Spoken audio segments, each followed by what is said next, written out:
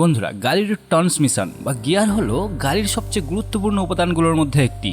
এটি ইঞ্জিন থেকে চাকায় পরিস্থিতির প্রয়োজন অনুযায়ী শক্তি সঞ্চালন করে। তাই বর্তমানে বিভিন্ন গাড়িতে বিভিন্ন ধরনের গিয়ার সিস্টেম ব্যবহার করা হয়। কিছু গাড়িতে সম্পূর্ণ অটোমেটিক, আবার কিছু গাড়িতে ম্যানুয়াল। তাই বন্ধুরা, আজকে আমরা এই ভিডিওতে বর্তমানের 4 চাকা গাড়িগুলোতে কি ধরনের এই ট্রান্সমিশন বা গিয়ার সিস্টেম ব্যবহার করা হয়, তাদের কি ভালো দিক খারাপ দিক আছে সেই বিষয়ে একটু ভালোভাবে জানবো। তাই ভিডিওটি সম্পূর্ণ অবশ্যই দেখুন।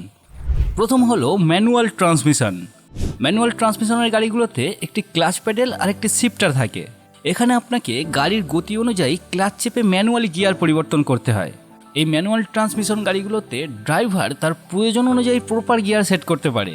এই ট্রান্সমিশনে ড্রাইভার বাঁ পায়ের ক্লাচ প্যাডেলটি চেপে এবং ছেড়ে ইঞ্জিন থেকে গিয়ার বক্সকে সংযুক্ত এবং বিচ্ছিন্ন করতে পারে। এই ট্রান্সমিশনের ভিতরে ফ্লাই হুইল, প্রেসার প্লেট এবং ক্লাচ ব্যবহার করা হয় ইঞ্জিনকে গিয়ার বক্সের সাথে যুক্ত করতে এবং বিচ্ছিন্ন করতে। এখানে ফ্লাই হুইল এবং প্রেসার প্লেটগুলি ইঞ্জিনের সাথে যুক্ত থাকে এবং ক্লাচ প্লেটগুলি গিয়ার বক্সের সাথে যুক্ত থাকে এবং তাদেরকে একে অপরের উপরে স্যান্ডউইচের মতো রাখা হয়। এখানে ক্লাচ প্যাডেলটি চাপলে প্রেসার প্লেট চাপ ছেড়ে দেয়, যা ক্লাচকে ইঞ্জিন থেকে বিচ্ছিন্ন করে দেয় এবং ইঞ্জিনের শক্তি গিয়ার বক্সে তখন আসে না। আর ক্লাচ প্যাডেলটি ছেড়ে দিলে প্রেসার প্লেট এবং ক্লাচ প্লেটের মধ্যে আবার চাপ সৃষ্টি হয়, আর তখন ইঞ্জিনের শক্তি গিয়ার বক্সে আবার ফিরে আসে। তাই এই ট্রান্সমিশন সিস্টেমের গাড়িগুলোতে প্রতিবার গিয়ার পরিবর্তন করার সময় ক্লাচ প্যাডেলটি চেপে তারপরে গিয়ার পরিবর্তন করতে হয়। তো যাই হোক, এই ভিডিওতে আমরা এই ট্রান্সমিশন সিস্টেমগুলো প্রপার কিভাবে কাজ করে সেই বিষয়ে জানছি না, শুধু বেসিক ধারণা দেওয়ার জন্য এটা বলছি।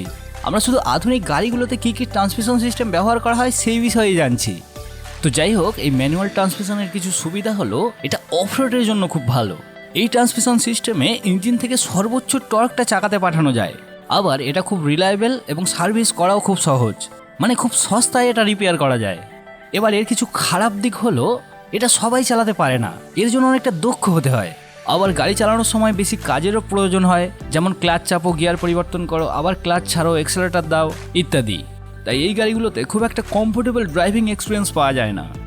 এরপর হলো আইএমটি ট্রান্সমিশন, মানে যার পুরো অর্থ হলো ইন্টেলিজেন্ট ম্যানুয়াল ট্রান্সমিশন। সহজভাবে এটাকে আপনি ক্লাচ ছাড়া ম্যানুয়াল ট্রান্সমিশনও বলতে পারেন।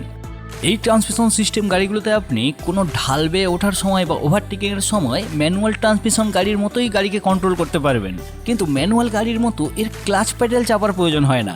এমনকি এক্সেলেটর না ছেড়েই আপনি এই গাড়িগুলোতে গিয়ার পরিবর্তন করতে পারবেন।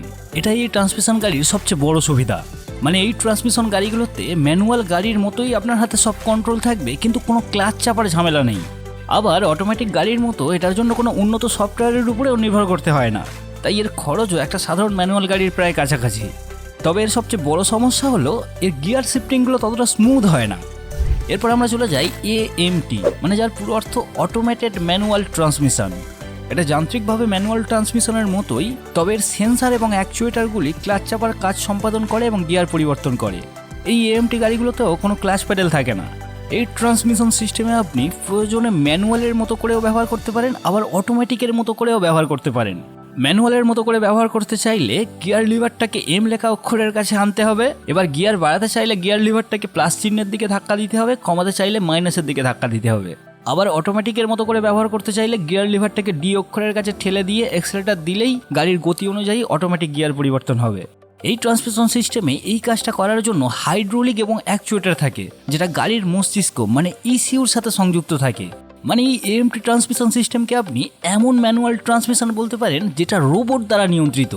এবার এর সুবিধার কথা বললে, যেমনটা আমি আগে বলেছি যে এই ট্রান্সমিশনের সবচেয়ে বড় সুবিধা হলো এটা অটোমেটিক ম্যানুয়াল দুইভাবেই ব্যবহার করা যায়। আবার ম্যানুয়ালভাবে ব্যবহার করলেও ক্লাচ ছাড়াই গিয়ার পরিবর্তন করা যায়। এছাড়া এটা জ্বালানিকেও অনেক সাশ্রয় করে। আর এর খারাপ দিক হলো অটোমেটিক মোডে যেহেতু আরপিএম অনুযায়ী কোন গিয়ার লাগবে সেটা আগে থেকেই ঠিক করা থাকে, তাই অনেক সময় ওভারটেকিংয়ের সময় এটা নিজে থেকেই গিয়ার পরিবর্তন করে, যেটা অনেকটা বিরক্তিকর মনে হতে পারে। আর এর রিপেয়ার খরচও ম্যানুয়াল ট্রান্সমিশনের থেকে অনেকটাই বেশি।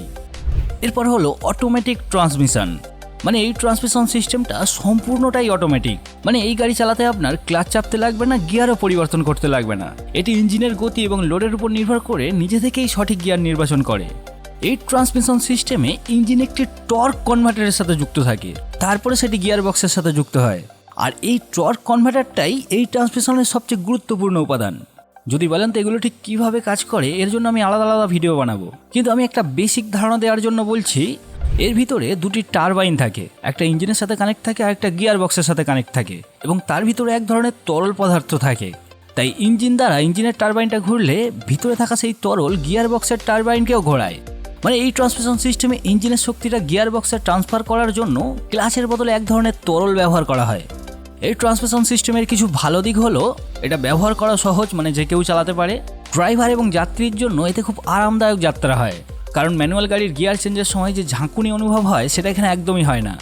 আর এর খারাপ দিক হলো এটি একটি জটিল ব্যবস্থা, তাই এর ভিন্ন ভিন্ন পার্টস খারাপ হতে পারে।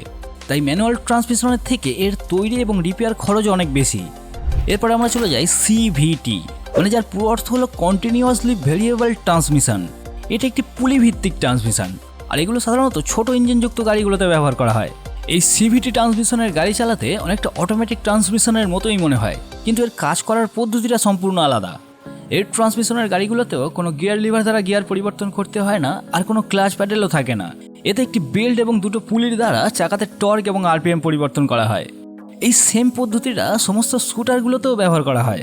তাই এই ট্রান্সমিশন কিভাবে কাজ করে সেটা একদম পারফেক্ট জানতে হলে আপনি আমার এই স্কুটির গিয়ার কিভাবে কাজ করে এই ভিডিওটি দেখতে পারেন।